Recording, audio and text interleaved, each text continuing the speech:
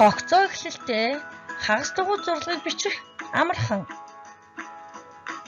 Эхлэх цэг, сануулгах цэг, шугамд хүрэх цэг, шугамд хүрэх цэг, төгсгөх цэгүүдийг тэмдэглэлээ.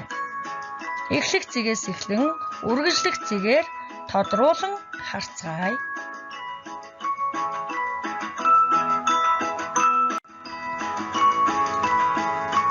Гогцоо эхлэлтэй хагас дугуй зурлагыг бичихтэй мөрийн шугамын дундаас эхлэн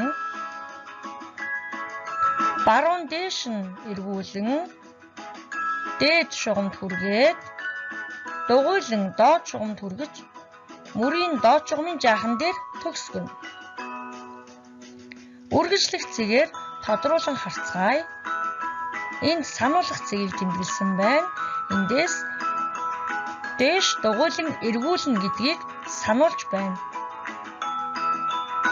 Дээд шугамд хүргээд дугуйлан доод шугамд хүргэж төгсгөнө. Эхлэх цэг, сануулгах цэг, дээд шугамд хүрэх цэг, доод шугамд хүрэх цэг, төгсгөх цэг.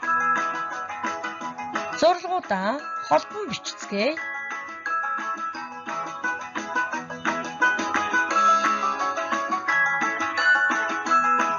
Эхлэх цэг, шугамд хүрэх цэг, цэгүүдээ холбон бичцгээе. Одоо цэггүйгээр зурлагаа бичье.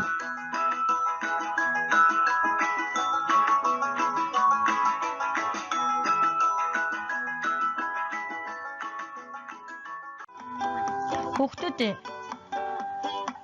цэвэр сайхан бичиж сурахын тулд үзгээ зөв барьж, дэвтрээ зөв тавиад зөв суугаарай.